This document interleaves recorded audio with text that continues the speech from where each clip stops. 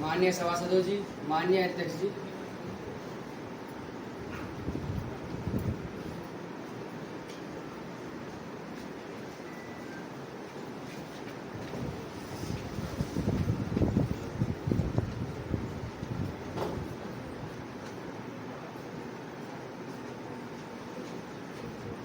Sit down, please.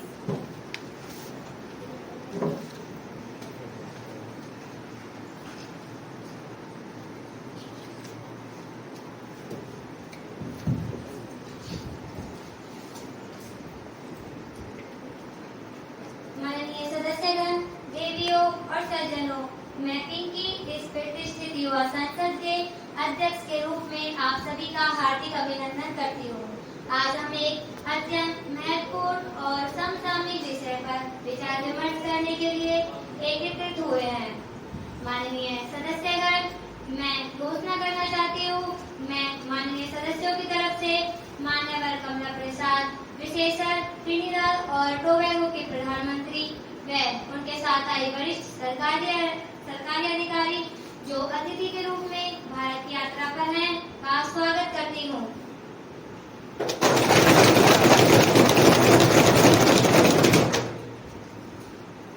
यह प्रतिनिधिमंडल गत रविवार को भारत पहुंचा है।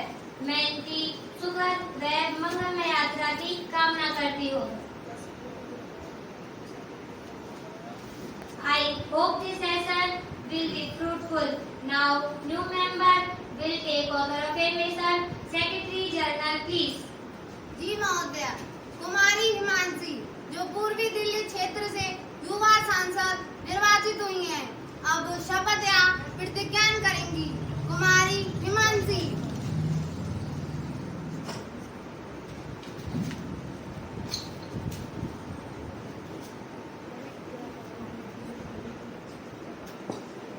महोदया, आप शपथ लेंगी या प्रतिज्ञा करेंगी? मैं शपथ ग्रहण करूंगी। आप किस भाषा में शपथ ग्रहण करेंगी? हिंदी में श्रीमान।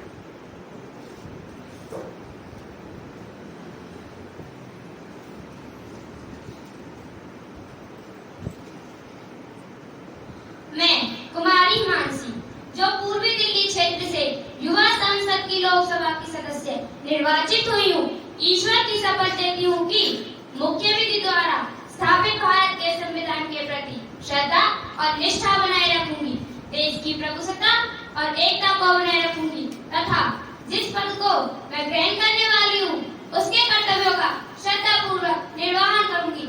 जय हिंद, जय भारत।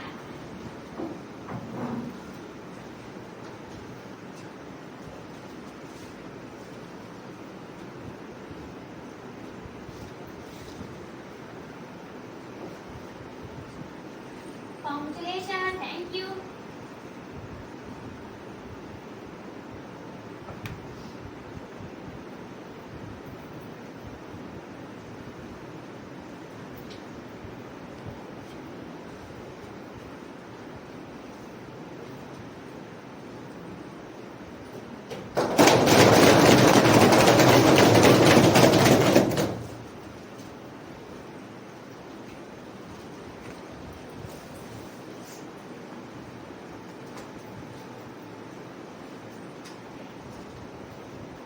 कुमारी संजना जो मध्य प्रदेश के भोपाल क्षेत्र से युवा सांसद निर्वाचित हुई हैं, अब शपथ या प्रतिज्ञा करेंगी। कुमारी संजना।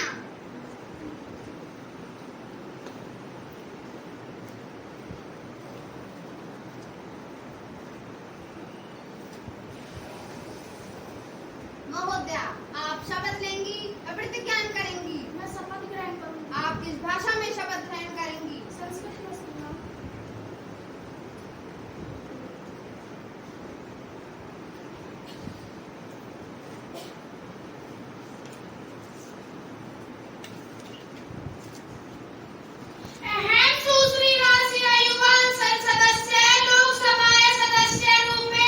निर्वाचिता परमेश्वर से नामना सभी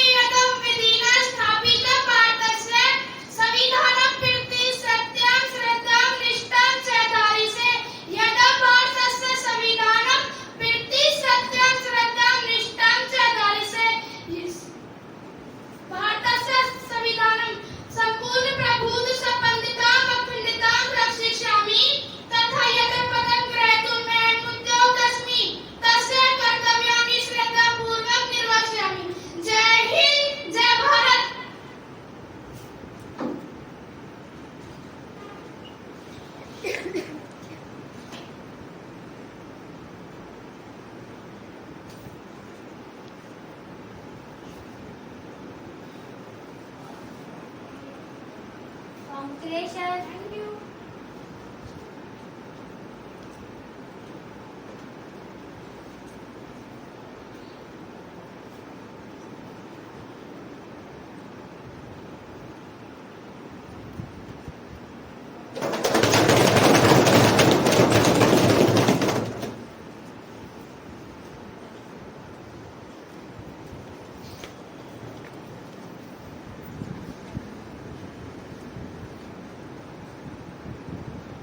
युवा सांसद कुमारी भगवती जो हरियाणा के गुड़गांव क्षेत्र से युवा सांसद निर्वाचित हुई हैं, अब शपथ या प्रतिज्ञा करेंगी।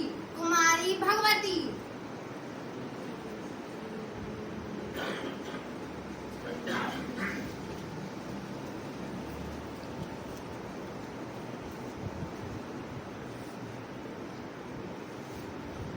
महोदया, आप शपथ लेंगी या प्रतिज्ञा करेंगी? मैं शपथ ग्रहण करूंगी। आप किस भाषा में शपथ ग्रहण करेंगी? इंग्लिश में श्रीमान।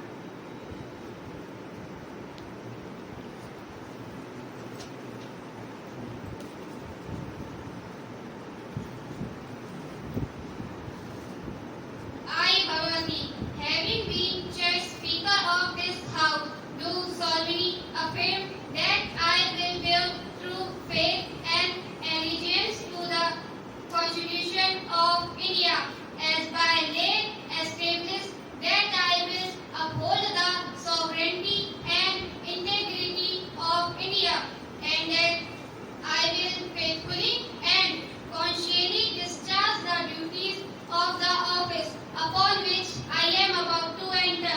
Jai Hind, Jai Bharat.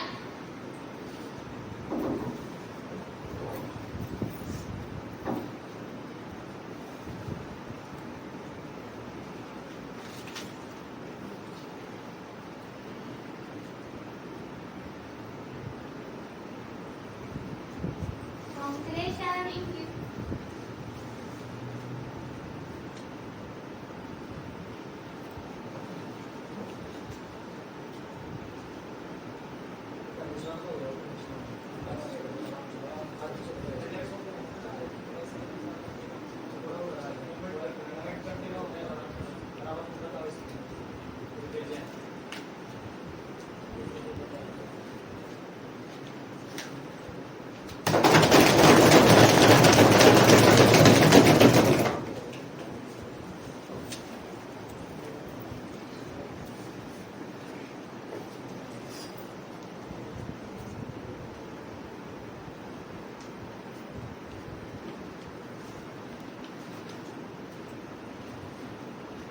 माननीय सदस्यों, मुझे बड़े दुख के साथ इस सदन को सूचित करना पड़ रहा है कि हाल ही में जम्मू कश्मीर के किश्तवाड़ में बादल फटने की दुखद घटना हुई है, जिसमें कई लोगों की जान चली गई है और कई लापता हैं।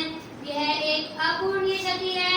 इस घड़ी में पूरा देश पीड़ित परिवारों के साथ खड़ा है। मैं सदन की ओर से शोक संतप्त परिवार के प्रति अपनी गहरी संवेदना व्यक्त करती हूँ और घायलों के शीघ्र स्वस्थ होने की कामना करती हूँ। मैं राहत और बचाव कार्यों में लगे सभी जवानों और अधिकारियों की बहादुरी की सराहना करती हूँ। अध्यक्ष जी, मैं जम्मू कश्मीर में हुई इस प्राकृतिक आपदा से अत्यंत दुखी हूँ। इस दुख की घड़ी में मेरी संवेदनाएं उन सभी परिवारों के साथ है जिन्होंने अपने प्रियजनों को खोया है। अध्यक्ष जी, सरकार इस मुद्दे पर पूरी तरह से जागरूक है और इस राहत और बचाव दल जिसमें एनडीआरएफ और एसडीआरएफ, सेना जैसे स्थानीय प्रशासन शामिल है। अध्यक्ष जी, हम इस मुद्दे पर पूरी तरह से जागरूक हैं और इसे रोकने के लिए सरकार इस मुद्दे पर अध्यक्ष जी, हम इस मुद्दे पर पूरी तरह से जागरूक हैं और प्रभावित लोगों को हर संभव सहायता मिल सके, जिसमें चिकित्सा सहायता, भोजन और आश्रय शामिल है। हम इस पर पूरी तरह अध्यक्ष जी, मैं सदन को विश्वास दिलाती हूँ कि अध्यक्ष जी, मैं सदन को विश्वास दिलाती हूँ कि प्रभावित क्षेत्रों पीड़ितों के अध्यक्ष जी, मैं सदन को विश्वास दिलाती हूँ कि पीड़ितों के पुनर्वास और प्रभावित क्षेत्रों के पुनर्निर्माण के लिए सभी आवश्यक कदम उठाऊंगी। अध्यक्ष महोदया, इस दुखद घटना ने हम सभी को झकझोर पर रख दिया है। यह समय राजनीति से परे मानवता के आधार पर एकजुट होकर काम करने का है। हम इस मुश्किल समय में सरकार और पीड़ित परिवारों के साथ खड़े हैं। हम राहत और बचाव कार्यों में सरकार को हर संभव सहयोग देने के लिए तैयार है।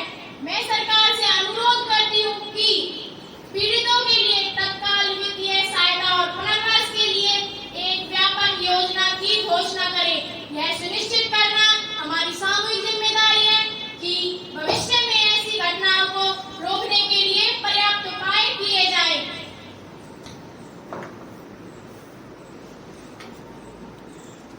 सदस्यगण शोक प्रकट करने के लिए कुछ क्षणों के लिए मौन खड़े होंगे।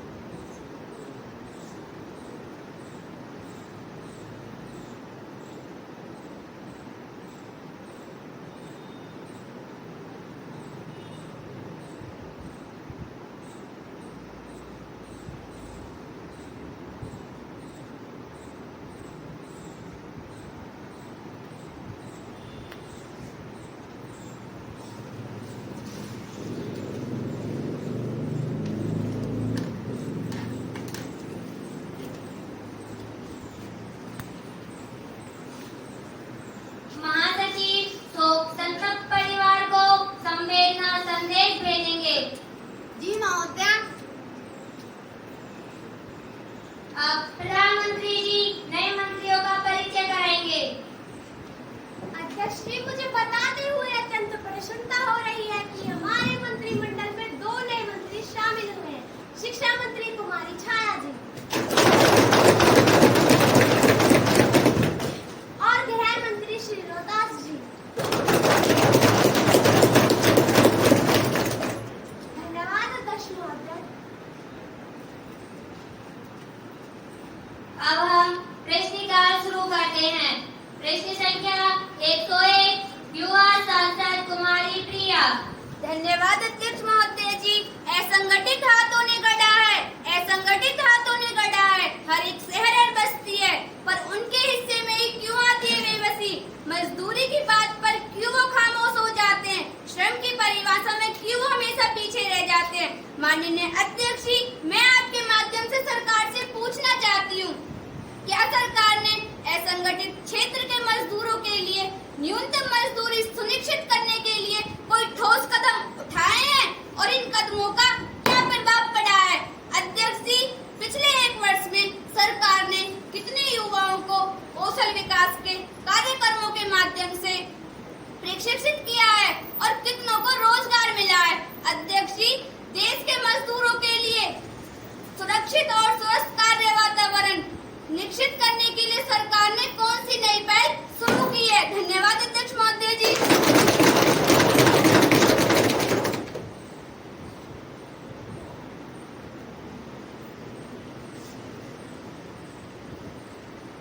माननीय श्रम एवं रोजगार मंत्री जी।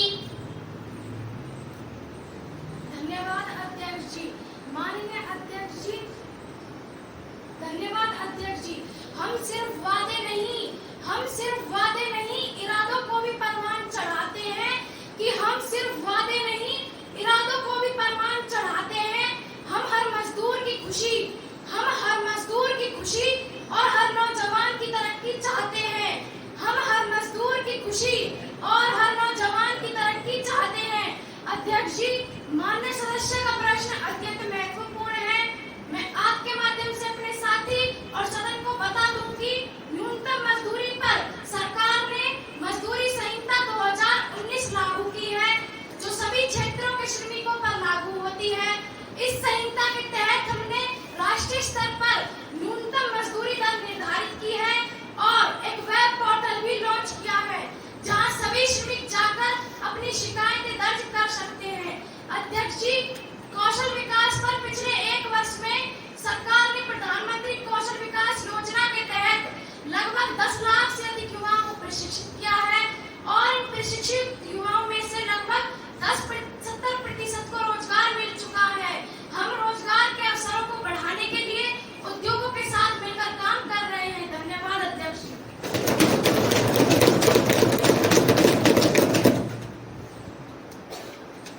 Any supplementary question? नहीं अध्यक्ष महोदय जी। प्रश्न संख्या 102 युवा सांसद कुमारी बबीता। धन्यवाद अध्यक्ष महोदय जी। धरती पर लाल पसीना बहाए, धरती पर लाल पसीना बहाए पर मंडी में दाम न पाए। एमएसपी की गारंटी कब तक टलती रहेगी? एमएसपी की गारंटी कब तक टलती रहेगी? किसान की झोली कब तक खाली रहेगी? अध्यक्ष महोदय, मैं आपके माध्यम से सरकार से जानना चाहती हूँ कि सरकार ने किसानों को उनकी फसलों का उचित मूल्य दिलाने के लिए न्यूनतम समर्थन मूल्य एमएसपी सुनिश्चित करने के लिए क्या कदम उठाए हैं? क्या ये किसान अभी भी अपनी उपज को एमएसपी से कम कीमत पर बेचने को मजबूर है? और क्या सरकार द्वारा एमएसपी की गारंटी के लिए क्या विशेष प्रयास किए जा रहे हैं? धन्यवाद अध्यक्ष महोदय जी।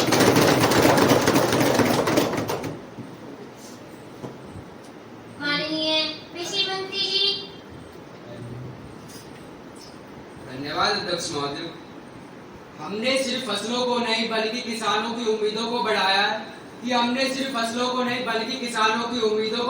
है और फसल के एक एक दाने का दाम देकर किसानों की आय को दोगुना करने का वादा निभाया। माननीय अध्यक्ष महोदय, मैं आपके माध्यम से माननीय सदस्यों को यह बता दूं कि उनका यह प्रश्न बहुत ही महत्वपूर्ण है, क्योंकि कृषि क्षेत्र ही देश की अर्थव्यवस्था का आधार है और यह ग्रामीण युवाओं के भविष्य से सीधा जुड़ा है।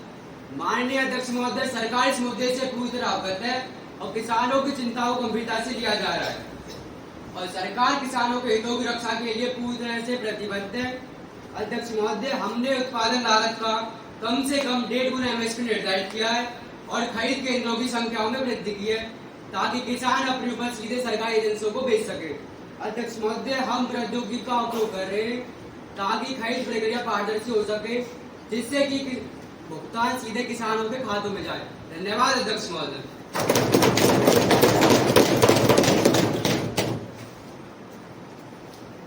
Any supplementary question? जी महोदय। अध्यक्ष महोदय, मंत्री जी ने खरीद केंद्रों की संख्या बढ़ाने की बात कही। मेरा पूरा प्रश्न यह है कि क्या यह सच है कि कई किसानों को एमएसपी पर बेचने के लिए लंबी कतारों में खड़ा रहना पड़ता है और क्या सरकार को यह स्वतंत्र बना रही है जिससे किसानों को अपनी फसल बेचने के लिए पहले से ही समय मिल सके ताकि उन्हें बेवजह इंतजार न करना पड़े? धन्यवाद अध्यक्ष महोदय जी।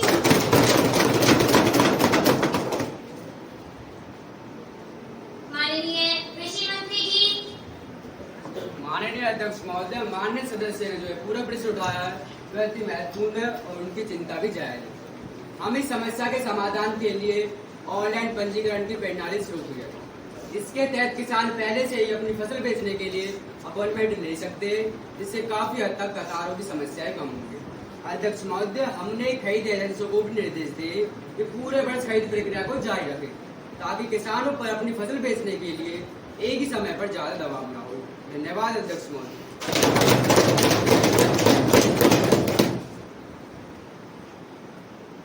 प्रश्न संख्या 103 युवा सांसद कुमारी पायल। धन्यवाद अध्यक्ष महोदय जी।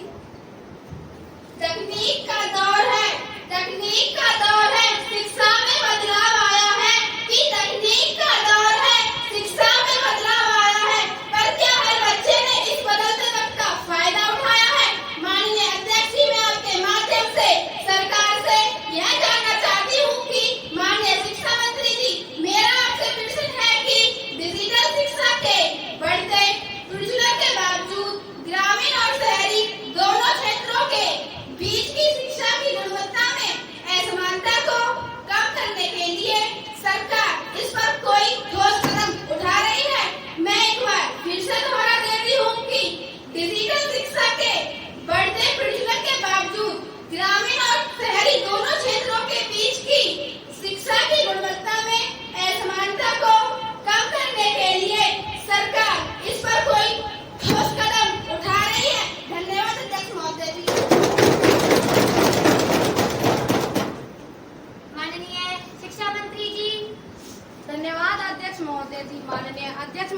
जी, मैं आपके माध्यम से मेरे साथी द्वारा किए गए प्रश्न का उत्तर देने से पहले सोहनलाल द्विवेदी की कविता से कुछ पंक्तियां कहना चाहूंगी। लहरों से डरकर नौका पार नहीं होती, कोशिश करने वालों की हार नहीं होती। नन्ही चींटी जब दाना लेकर चलती है, चढ़ती दीवारों से 100 बार फिसलती है। आखिर उसकी मेहनत बेकार नहीं होती, कोशिश करने वालों की हार नहीं होती। कुछ किए बिना ही जय जयकार नहीं होती, जय जयकार नहीं होती। माननीय सदस्य, सरकार इस असमानता को पाटने के लिए प्रतिबद्ध है। हमने राष्ट्रीय डिजिटल शिक्षा पोर्टल लॉन्च किया है, जो गुणवत्तापूर्ण ई सामग्री प्रदान करता है, और साथ ही ज्ञानदीप कार्यक्रम के तहत सभी ग्रामीण स्कूलों में स्मार्ट क्लासरूम और प्रशिक्षित शिक्षकों की व्यवस्था की जा रही है। धन्यवाद अध्यक्ष महोदय जी।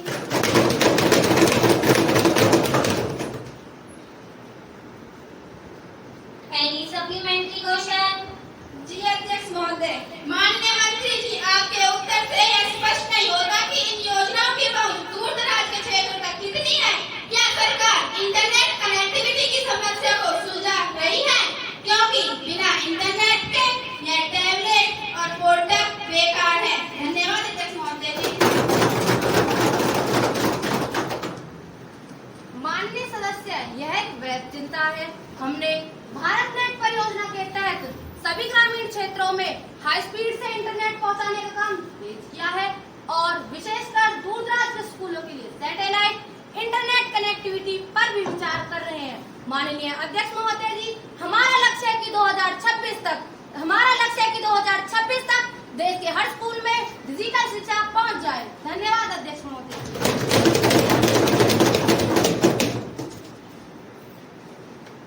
प्रश्न संख्या 104 युवा सांसद कुमारी माधुरी।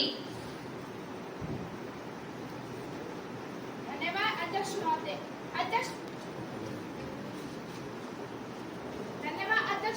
अध्यक्ष महोदय, मैं सरकार से पूछना चाहती हूँ, सरकार हर साल वायु प्रदूषण के लिए नियंत्रित योजनाएं तो बनाते हैं, लेकिन वह प्रभावित क्यों नहीं होती? क्या यह सरकार योजना निर्माण में कमी है या फिर अमल करने में? खास तौर पर क्या सरकार मानती है लेकिन पराली पर रोक लगाने से समस्या का समाधान हो जाएगा, जबकि प्रदूषण के अन्य स्रोत हैं, औद्योगिक उत्सर्जन और धूल अभी भी अनियंत्रित है। धन्यवाद अध्यक्ष महोदय।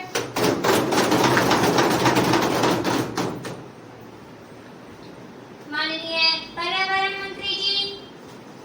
धन्यवाद अध्यक्ष जी। अध्यक्ष जी, मैं अपने साथी को बताना चाहता हूं कि प्रदूषण एक बहुआयामी समस्या है और इसके समाधान के लिए किसी एक उपाय पर निर्भर नहीं रहा जा सकता। हमारी सरकार इस बात से भली भांति अवगत है। अध्यक्ष जी, हम केवल पराली जलाने पर ध्यान केंद्रित नहीं कर रहे हैं, बल्कि औद्योगिक उत्सर्जन और वाहनों से होने वाले प्रदूषण और निर्माण गतिविधियों से उत्पन्न होने वाली धूल को नियंत्रित करने के लिए भी सख्त कदम उठा रहे हैं। हमने उन उद्योगों के खिलाफ कड़ी कार्रवाई की है जो नियमों का पालन नहीं कर रहे हैं। हमने जीरो लिक्विड डिस्चार्ज और सख्त उत्सर्जन निगरानी जैसी तकनीकों को लागू करने के लिए भी प्रोत्साहन दिया है। धन्यवाद अध्यक्ष।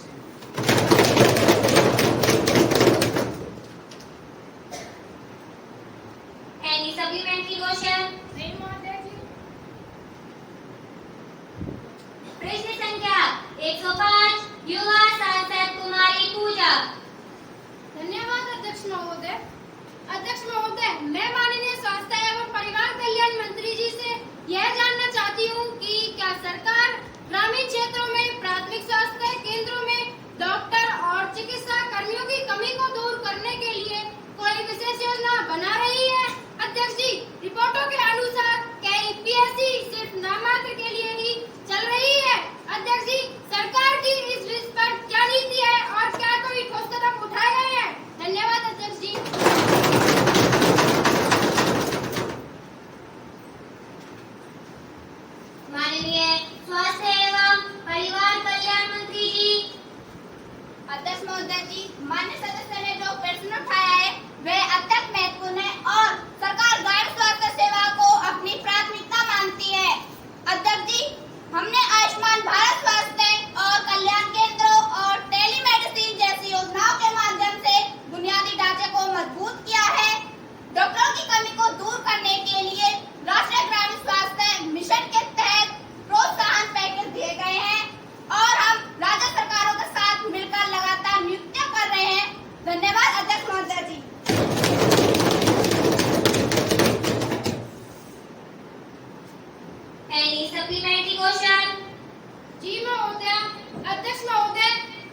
मंत्री जी ने आयुष्मान भारत का जिक्र किया है।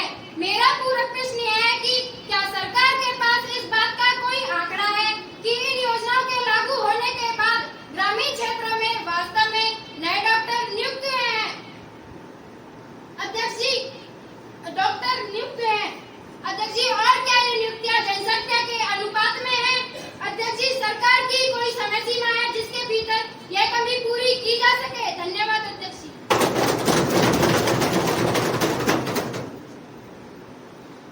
माननीय स्वास्थ्य एवं परिवार कल्याण मंत्री जी। अध्यक्ष महोदय जी, मान्य सदस्य का प्रश्न महत्वपूर्ण है। पिछले 2 वर्षों में हमने लगभग 1200 नए डॉक्टरों की नियुक्ति की है। अध्यक्ष जी, पिछले 2 वर्षों में हमने 1200 नए डॉक्टरों की नियुक्ति की है। यह सही है कि अभी भी कुछ क्षेत्रों में डॉक्टरों की कमी है, लेकिन हम लगातार मेडिकल कॉलेजों की संख्या बढ़ाकर इस समस्या का समाधान कर रहे हैं। नियुक्तियां एक सतत प्रक्रिया है और हम इसे और गति दे रहे हैं ताकि हर क्षेत्र में आवश्यकता के अनुसार डॉक्टर उपलब्ध हो। धन्यवाद अध्यक्ष महोदय जी।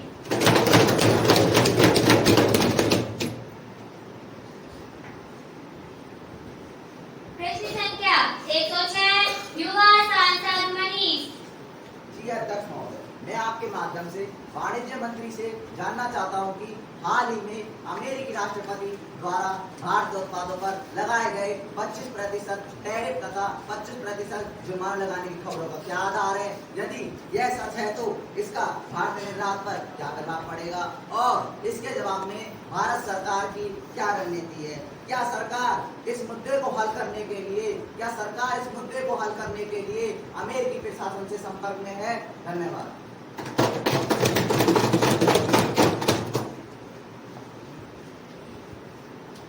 माननीय वाणिज्य मंत्री जी।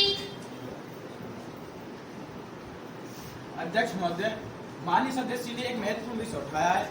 जैसा कि माननीय सदस्य को जानकारी है, हाल ही में अमेरिकी प्रशासन ने कुछ भारतीय उत्पादों पर आयात शुल्क बढ़ाने का फैसला लिया है। अध्यक्ष जी, हम इस मामले पर बारीकी से नजर रखे हुए हैं। इस टैरिफ या भारतीय निर्यात पर पड़ने वाले प्रभाव आकलन भी किया जा रहा है। प्रभावित जानकारी के अनुसार कुछ विशेष क्षेत्रों में इसका असर पड़ सकता है। अध्यक्ष जी, लेकिन सरकार इसके लिए तैयार है। हमने अमेरिकी प्रशासन के साथ इस मुद्दे को उठाया है और उनसे इस फैसले पर पुनः विचार करने का आग्रह किया है। अध्यक्ष जी, हमारी सरकार इस मुद्दे को दोनों पक्षों के बीच बातचीत के माध्यम से हल करने के लिए प्रतिबद्ध है। धन्यवाद अध्यक्ष महोदय।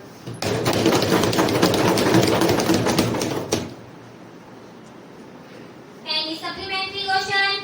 जी अध्यक्ष महोदय, मैं मंत्री जी के जवाब से संतुष्ट नहीं हूँ।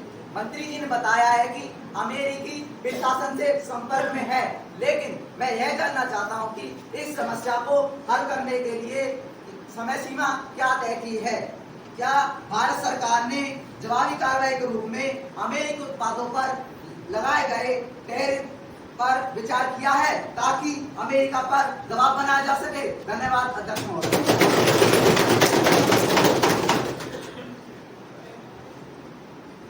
माननीय वाणिज्य मंत्री जी। अध्यक्ष महोदय, माननीय सदस्य ने प्रश्न जायज है। मैं सदन को बताना चाहता हूं कि इस मुद्दे को हल करने के लिए सरकार गंभीरता से काम कर रही है। हालांकि कूटनीतिक मामलों में समय सीमा तय करना मुश्किल होता है, क्योंकि यह दोनों देशों के बीच बातचीत पर निर्भर करता है और सरकार देश के किसान भाइयों, मछुआरों और पशुपालकों के हितों को ध्यान में रखते हुए किसी प्रकार के दबाव समझौता नहीं करेगी।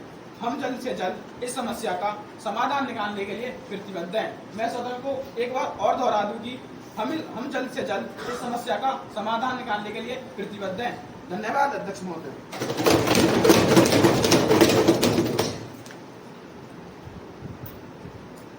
प्रश्न संख्या 107 युवा सांसद कुमारी वर्षा। धन्यवाद अध्यक्ष महोदय जी। माननीय अध्यक्ष जी, मैं आपके माध्यम से महिला एवं बाल विकास मंत्री जी से पूछना चाहती हूँ कि आए दिन अखबारों में महिलाओं के साथ होने वाले अपराधों की खबरें सुर्खियों में रहती हैं।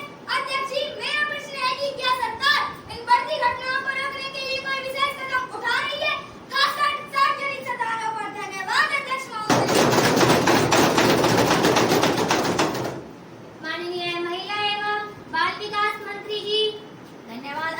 अध्यक्ष महोदय, यह एक बहुत ही महत्वपूर्ण और संवेदनशील विषय है।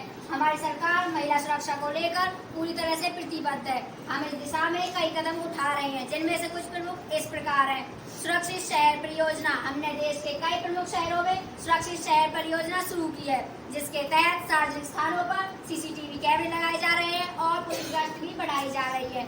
अध्यक्ष जी, 112 आपातकालीन सेवा, हमने 112 आपातकालीन सेवा को और अधिक मजबूत किया है ताकि महिलाएं आपात स्थिति में तुरंत पुलिस की मदद ले सके।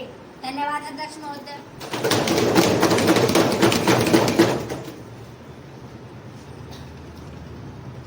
Any supplementary question? जी महोदय, माननीय मंत्री जी, यह बहुत अच्छा है, लेकिन मेरा पूरा प्रश्न यह है कि क्या इन योजनाओं का लाभ ग्रामीण क्षेत्रों की महिलाओं तक भी पहुंच रहा है? शहरों में तो फिर भी स्थिति बेहतर है, लेकिन गांव देहात में जागरूकता और संसाधनों की कमी है। इस विषय में सरकार की क्या योजना है? धन्यवाद अध्यक्ष महोदय जी।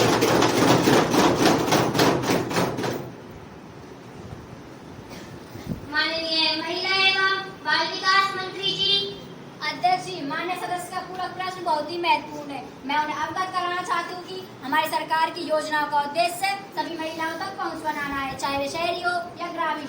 ग्रामीण क्षेत्रों में महिला सुरक्षा सुनिश्चित करने के लिए हम पंचायती राज संस्थाओं, स्वयं सहायता समूहों और आंगनवाड़ी कार्यकर्ताओं के माध्यम से जागरूकता कार्यक्रम चला रहे हैं। अंधेरे में भी रोशनी का परचम लहराएंगे कि अंधेरे में भी रोशनी का परचम लहराएंगे। हर बेटी को सुरक्षित घर और शहर पहुंचाएंगे। हर बेटी को सुरक्षित घर और शहर पहुंचाएंगे। धन्यवाद अध्यक्ष जी।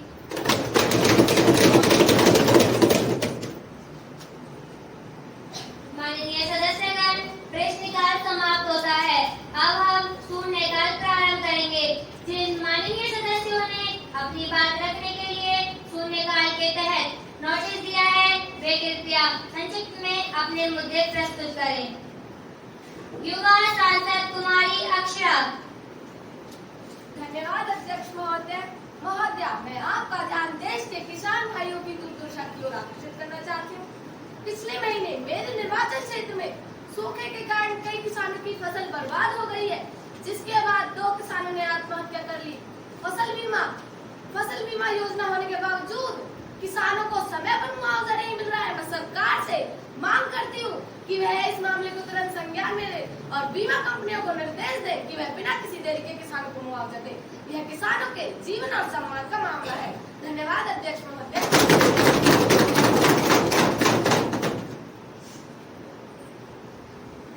माननीय कृषि मंत्री जी, मामले को संज्ञान में लेते हुए उचित कार्रवाई करें। जी अध्यक्ष महोदय। युवा सांसद कुमारी वर्षा। धन्यवाद अध्यक्ष महोदय जी। अध्यक्ष जी, मैं आपके माध्यम से सदन का ध्यान देश के प्रमुख शहरों में हर साल आने वाली बाढ़ की समस्या की ओर लाना चाहती हूँ, जिससे भारी बारिश के कारण मेरे निर्वाचन क्षेत्र के कई हिस्से जलमग्न हो गए हैं, जिससे कि सामान्य जीवन भी अस्त व्यस्त हो गया है। अध्यक्ष जी, यह बड़ा ही गंभीर मुद्दा है, क्योंकि हर साल करोड़ों रुपए का नुकसान हो रहा है। अध्यक्ष जी, मैं सरकार से मांग करती हूँ कि वह शहरी नियोजन और जल निकासी प्रणाली में सुधार के लिए एक दीर्घकालिक योजना बनाए, ताकि शहरों को इस बाढ़ की समस्या से मुक्ति मिल सके। धन्यवाद अध्यक्ष महोदय।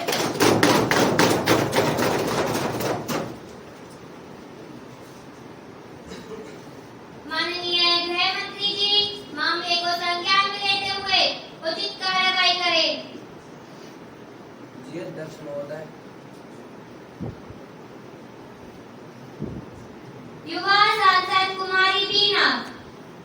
अध्यक्ष जी, मैं एक बहुत ही गंभीर विषय पर बात करना चाहती हूँ। आज देश का युवा वर्ग बेरोजगारी से जूझ रहा है। सरकारी विभागों में लाखों पद खाली पड़े हैं, लेकिन भर्तियां सालों से रुकी हुई हैं। निजी क्षेत्र में भी रोजगार के अवसर सीमित है।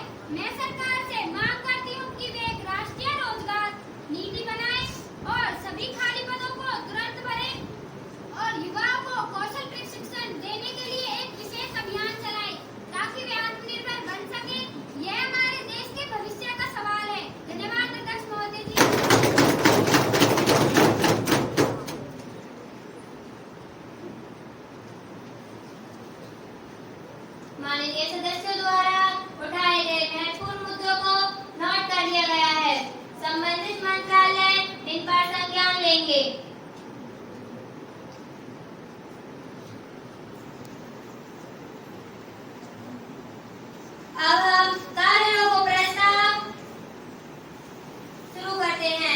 अब कुमारी अंजलि कारणों को प्रस्ताव पर अपने विचार रखेंगी। कुमारी अंजलि। धन्यवाद अध्यक्ष महोदय। माननीय अध्यक्ष जी, मैं इस देश के अंदर पनप रहे डिजिटल माध्यमों से युवाओं के बीच तेजी से फैल रही साइबर बुलिंग और ऑनलाइन उत्पीड़न की घटनाओं पर विचार रखने के लिए कारणों को प्रस्ताव लाना चाहती हूँ। धन्यवाद अध्यक्ष महोदय।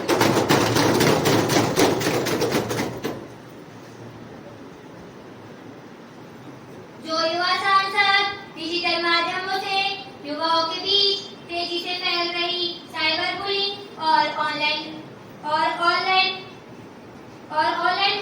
उत्पीड़न की घटनाओं पर विचार रखने के पक्ष में है, वो हाँ कहेंगे। हाँ। माननीय अध्यक्ष जी, मैं इस सदन का ध्यान उस गंभीर स्थिति की ओर आकर्षित करना चाहती हूँ जहाँ हमारे युवा ऑनलाइन उत्पीड़न के शिकार हो रहे हैं। यह न केवल उनके मानसिक स्वास्थ्य को गंभीर रूप से प्रभावित कर रहे हैं, बल्कि उनके एकाडमिक प्रदर्शन और सामाजिक जीवन को तबाह कर रहे हैं। यह स्थिति इतनी विकराल है कि इस पर तत्काल बहस जरूरी है। सरकार इस पर गंभीरता से ध्यान नहीं दे रही और हमारे युवाओं का सुरक्षित छोड़ दिया गया। धन्यवाद अध्यक्ष।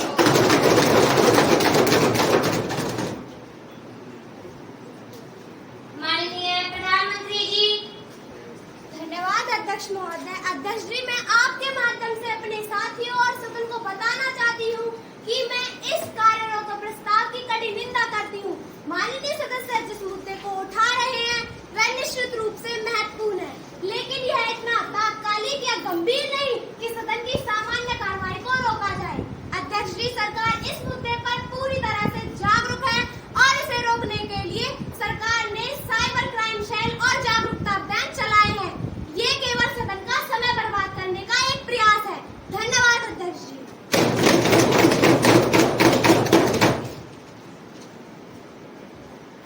जो युवा सांसद इस प्रस्ताव के पक्ष में है, हाँ कहेंगे। हाँ।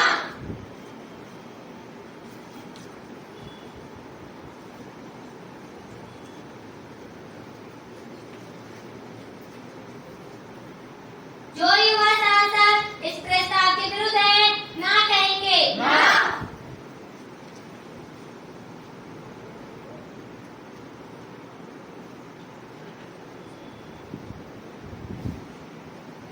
माननीय सदस्यों, मैं समझती हूँ ना का बहुमत है, ना का बहुमत है, ना का बहुमत है। अतः कामरों को प्रस्ताव अस्वीकार किया जाता है।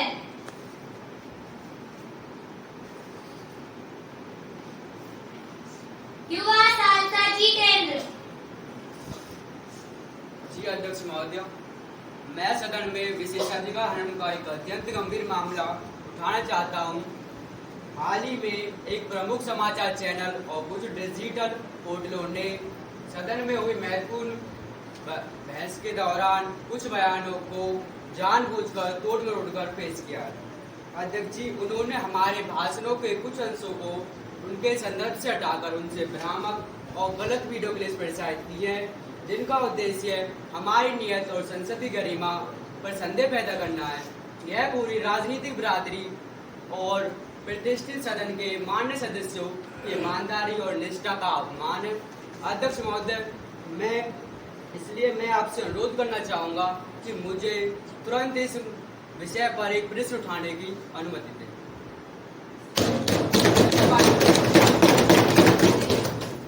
श्री जितेंद्र जी, क्या आपने इसकी सूचना पहले दी थी? आप समाचार चैनल के प्रसारण के प्रति और ऑनलाइन लेखों के प्रमाण सहित उचित सूचना दे। मैं उस पर विचार करूंगी। आप इस तरह अचानक इस सदन में कोई मुद्दा नहीं उठा सकते। हाँ महोदय, मैंने सुबह 11 बजे ही इसकी लिखित सूचना दे दी थी। धन्यवाद अध्यक्ष। जब यह मेरे पास आएगा तो इसकी पूरी जांच की जाएगी। मैं उस पर विचार करूंगी और आपको अपने निर्णय से अवगत कराऊंगी।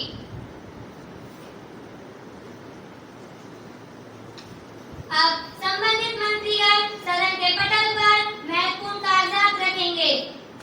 माननीय अध्यक्ष महोदय, मैं डिजिटल शिक्षा के विस्तार पर वार्षिक रिपोर्ट 2025-26 और ऑनलाइन पाठ्यक्रमों के विनियम हेतु नए नियम सदन के पटल पर रखती हूँ।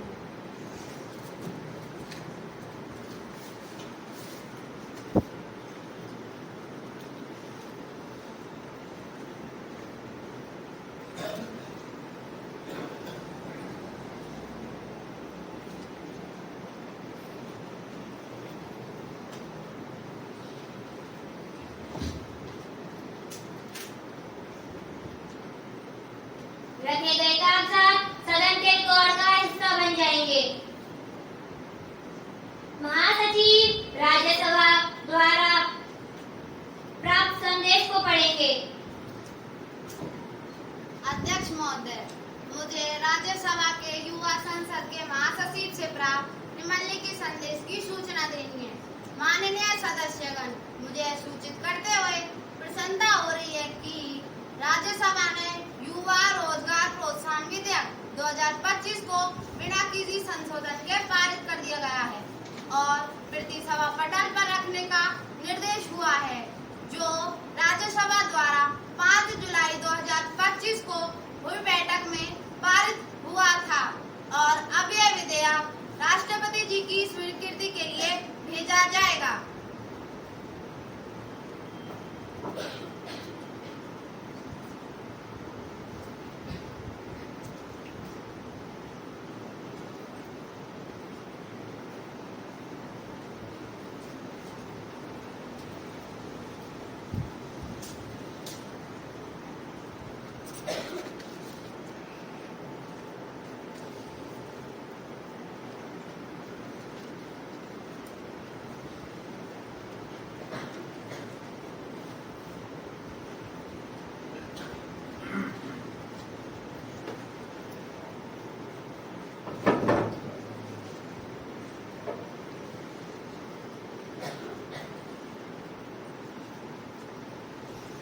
माननीय सदस्य कुमारी रजनी द्वारा दिया गया ध्यान आकर्षण प्रस्ताव अब प्रस्तुत किया जाएगा।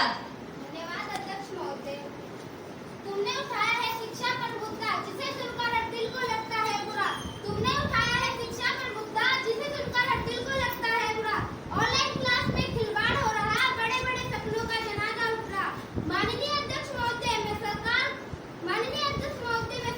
का ध्यान देश भर में ऑनलाइन शिक्षा के नाम पर चल रही फर्जी डिग्रियां और प्रमाण पत्रों बढ़ते रिकॉर्ड की ओर आकर्षित करना चाहती हूँ। यह न केवल युवाओं के भविष्य के साथ खिलवाड़ है, बल्कि हमारी शिक्षा प्रणाली की विश्वसनीयता पर भी सवाल निशान लगता है। मैं संबंधित मंत्रियों से इस पर तत्काल जवाब और सरकार द्वारा उठाए जा रहे कदमों की जानकारी चाहती हूँ। धन्यवाद अध्यक्ष महोदय।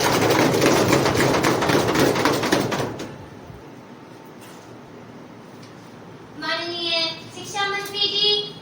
धन्यवाद अध्यक्ष महोदय। माननीय अध्यक्ष महोदय, माननीय सदस्य द्वारा उठाया गया विषय अत्यंत गंभीर है और सरकार इसे पूरी गंभीरता से ले रही है। इस तरह के धोखाधड़ी वाले संस्थानों के खिलाफ सख्त कार्यवाही के आदेश दे दिए गए हैं। हमने भारतीय शिक्षा नियामक प्राधिकरण को इस मामले की जांच सौंपी है और जिम्मेदार लोगों को बख्शा नहीं जाएगा। भविष्य में इस तरह की घटनाओं को रोकने के लिए हमने सभी ऑनलाइन डिग्री प्रदाताओं के लिए डिजिटल डिग्री सत्यापन प्रणाली को अनिवार्य कर दिया है। अध्यक्ष महोदय जी, हमारा लक्ष्य है कि 2026 तक देश के हर स्कूल में डिजिटल शिक्षा पहुंच जाए। धन्यवाद अध्यक्ष महोदय जी।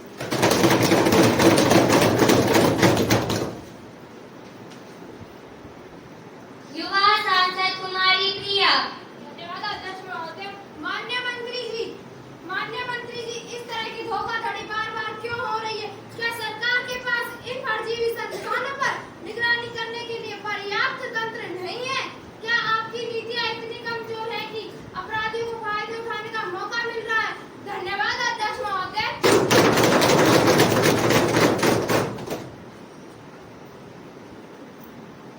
माननीय शिक्षा मंत्री जी। धन्यवाद अध्यक्ष महोदय जी।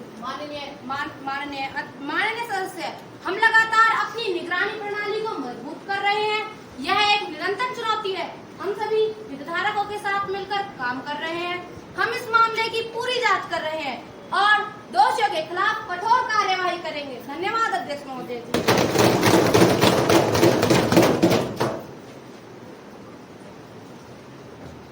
ध्यान आकर्षण प्रस्ताव पर चर्चा समाप्त होती है। माननीय सदस्यों, आज की कार्यसूची में अगला विषय है युवा डिजिटल सशक्तिकरण और सुरक्षा विधेयक 2025।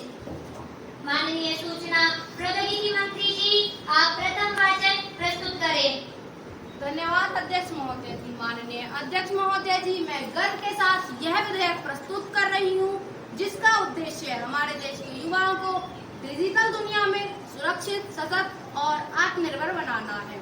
माननीय अध्यक्ष महोदय जी, जिसके मुख्य बिंदु कुछ इस प्रकार है: साइबर अपराध, ठगी और डेटा चोरी से युवाओं की सुरक्षा, हर जिले में साइबर हेल्पलाइन और quick quick response team, digital skill development और प्रमाणित ट्रेनिंग कार्यक्रम, सोशल मीडिया कंपनियों को युवा सुरक्षा गाइडलाइन के लिए बाध्य करना, ग्रामीण युवाओं के डिजिटल सशक्तिकरण केंद्र। माननीय अध्यक्ष महोदय जी, हमारे 65% युवा रोजाना डिजिटल प्लेटफॉर्म पर सक्रिय हैं, लेकिन उनमें से कई फेक न्यूज, साइबर बुलिंग और ऑनलाइन धोखाधड़ी के शिकार होते हैं। यह विधेयक उन्हें तकनीक के सही और सुरक्षित उपयोग की ताकत देगा। माननीय अध्यक्ष महोदय जी, मैं सदन से अनुरोध करती हूँ कि इस विधेयक को पारित करने की अनुमति दी जाए। धन्यवाद अध्यक्ष महोदय जी।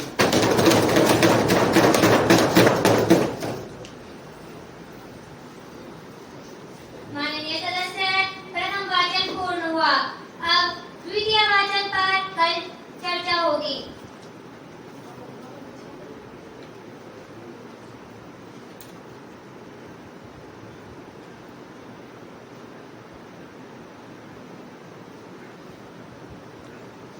सभी सदस्यगण सूचना प्रौद्योगिकी मंत्री जी द्वारा दिए गए प्रस्ताव पर अपना अपना मत रखेंगे। कुमारी सोनम। धन्यवाद अध्यक्ष महोदय जी। महोदय, मैं विधेयक के पक्ष में हूँ, क्योंकि डिजिटल अपराध तेजी से बढ़ रहे हैं और हमें समय रहते कदम उठाने होंगे। यह विधेयक युवाओं को साइबर अपराधियों से बचाने के लिए एक ढाल का काम करेगा और उन्हें रोजगार के नए अवसर देगा। धन्यवाद अध्यक्ष महोदय जी।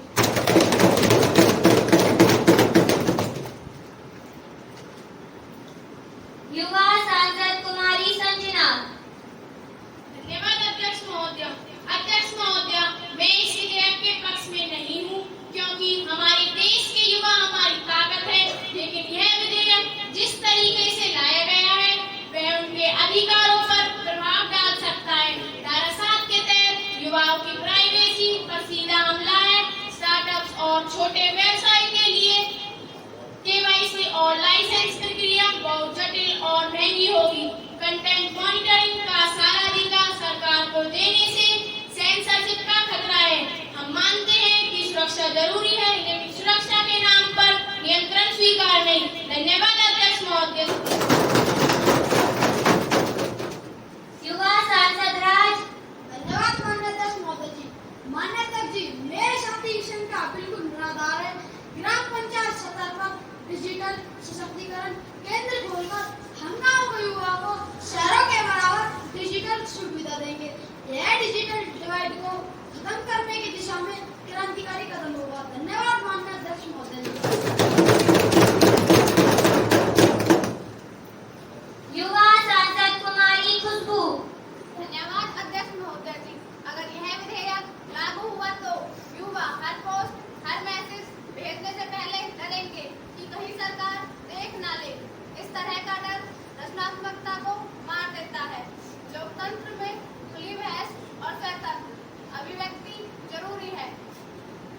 इसके अलावा डेटा मॉनिटरिंग का जो प्रावधान है वह हैकिंग के खतरे को और बढ़ा सकता है। धन्यवाद अध्यक्ष महोदय जी।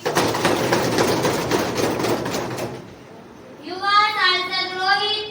धन्यवाद अध्यक्ष महोदय जी।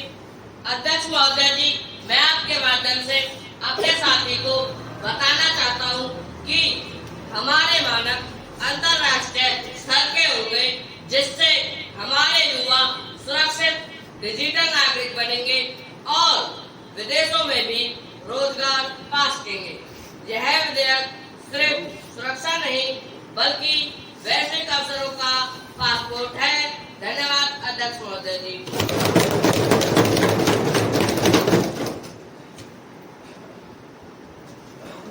युवा सांसद कुमारी राशि।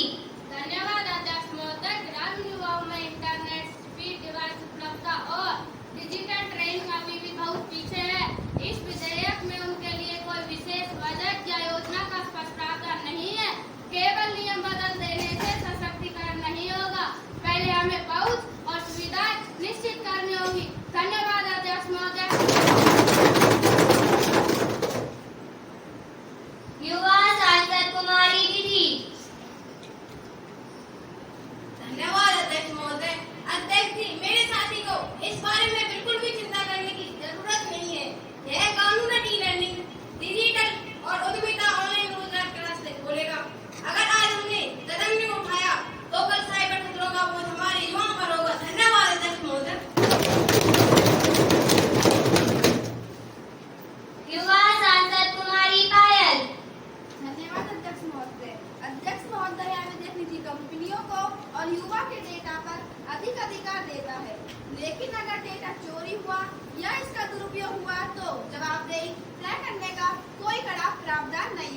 हमें सुरक्षा के साथ साथ ही जवाबदेही को भी सुनिश्चित करना चाहिए। धन्यवाद अध्यक्ष महोदय।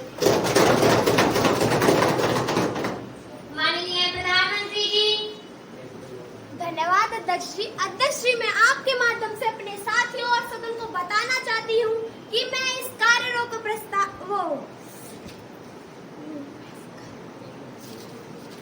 कि विपक्ष की चिंताएं सुनने योग्य हैं, लेकिन हम यह स्पष्ट करना चाहते हैं कि ये विधेयक किसी की आजादी छीनने के लिए नहीं, बल्कि युवाओं को डिजिटल खतरों से बचाने के लिए है।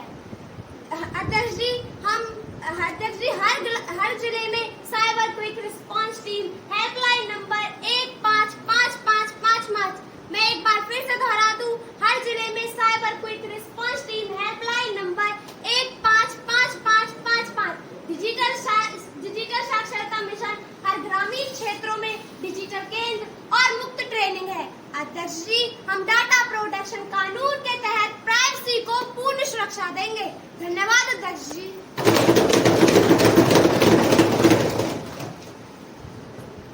युवा सांसद कुमारी यशिका।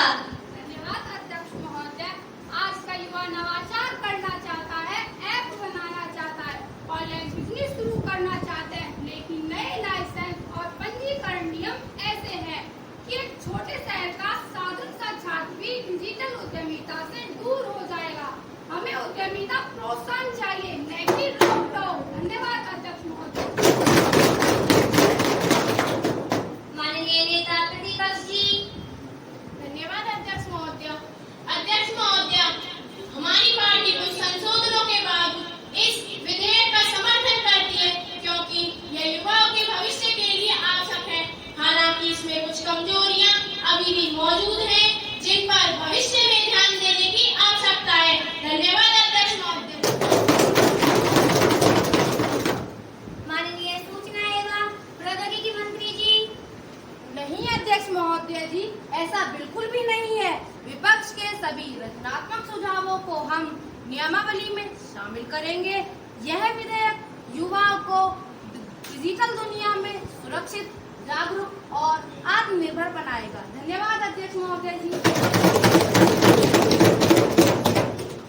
प्रश्न यह है कि युवा डिजिटल सशक्तिकरण और सुरक्षा विधेयक 2025 को पारित किया जाए। जो माननीय सदस्य है इस प्रस्ताव के पक्ष में है, हाँ कहेंगे। हाँ।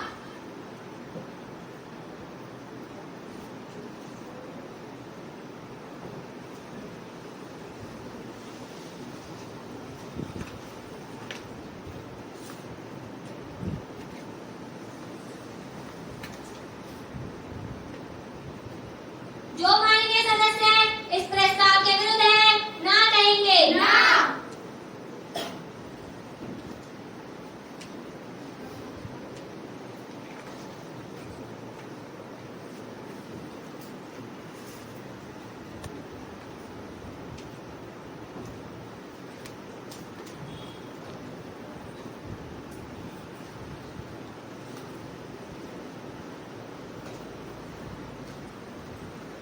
माननीय सदस्यों, मुझे लगता है हाँ का बहुमत है, हाँ का बहुमत है, हाँ का बहुमत है। अतः यह स्वीकार किया जाता है।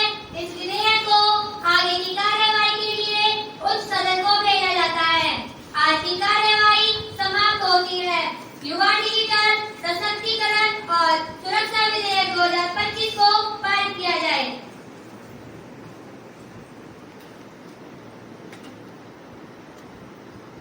माननीय सदस्यगण, आज की युवा सांसद की कार्यवाही अत्यंत सफल और सार्थक रही। हमने शपथ ग्रहण से लेकर महत्वपूर्ण विधेयकों पर चर्चा, संसदीय प्रक्रिया के हर पहलू को समझा। मैं सभी माननीय सदस्यों को उनकी सक्रिय भागीदारी, ज्ञानवर्धक बहस और संसदीय मर्यादा बनाए रखने के लिए हार्दिक धन्यवाद देती हूँ।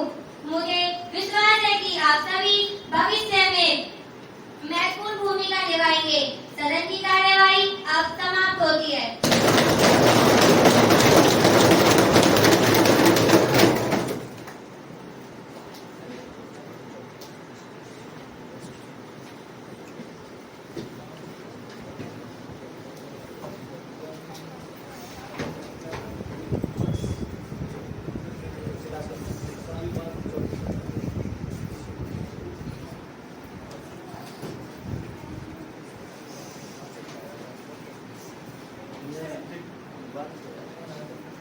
आगे बढ़ो,